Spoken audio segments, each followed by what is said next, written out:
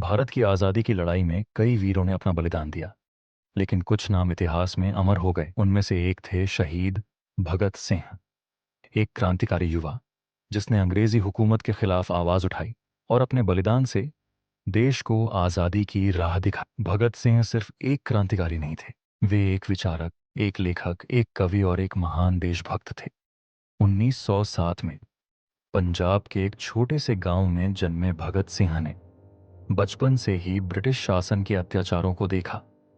उन्होंने देखा कैसे अंग्रेज भारतीयों का शोषण करते हैं, उनके अधिकारों का हनन करते हैं और उन्हें गुलाम बनाकर रखते हैं। भगत सिंह के पिता सरदार किशन सिंह स्वतंत्रता आंदोलन से जुड़े थे।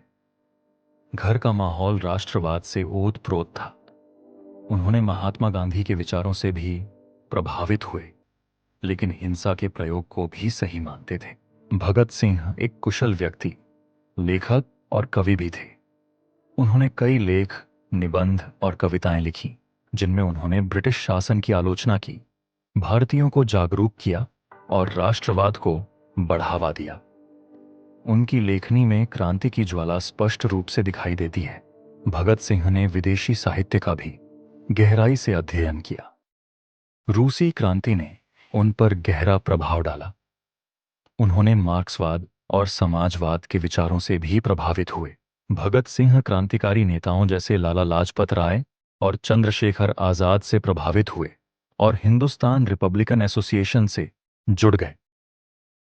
इस संगठन का उद्देश्य अंग्रेजी शासन को उखाड़ फेंकना और एक स्वतंत्र भारत का निर्माण करना था। 1928 में साइमन कमीशन, जिसमें कोई भी भारतीय सदस्य नहीं था, का विरोध करने के लिए लाला लाजपत राय ने प्रदर्शन का नेतृत्व किया। इस दौरान अंग्रेजी पुलिस ने लालाजी को बुरी तरह से घायल कर दिया। उनकी मृत्यु से क्रांतिकारियों में रोष व्याप्त हो गया। लालाजी की मृत्यु का बदला लेने के लिए भगत सिंह और उनके साथियों ने एक साहसिक कदम उठाया। उन्होंने दिल्ली की केंद्रीय विधानसभा में बम फेंके और इनकलाब जिंदाबाद के नारे लगाए। इस घटना ने पूरे देश में हलचल मचा दी। भगत सिंह और उनके साथियों को गिरफ्तार कर लिया गया। जेल में भी उन्होंने अपने संघर्ष को जारी रखा। उन्होंने राजनीतिक कैदी का दर्जा देने की मांग को लेकर भूख हड़ताल की, जिसने देश और दुनिया भर में व्यापक समर्थन प्राप्त किया। भगत सिंह ने जेल में भी अपनी क्रांतिकारी गतिविधियों को जारी रखा। उन्होंने जेल में ही कई लेख और कविताएं लिखीं। उन्होंने अपने विचारों को स्पष्ट किया और भारतीयों को जागरूक किया। जनता के व्यापक दबाव के बावजूद ब्रिटिश सरकार ने भगत सिंह को रिहा नहीं किया।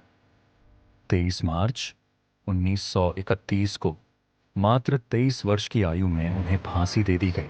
भगत सिंह का बलिदान व्यर्थ नहीं गया। उनकी शहादत ने देश में स्वतंत्रता की लौ को और भी तेज कर दिया। वे स्वतंत्रता सेनानियों के लिए प्रेरणा स्रोत बन गए। उनकी विरासत आज भी दुनिया भर में न्याय और समानता के लिए लड़ने वालों को प्रेरित करती है। आशा करता हूं कि ये वीडियो आपको अच्छी लगी होगी। मिलते हैं अगले वीडियो के साथ। धन्यवाद।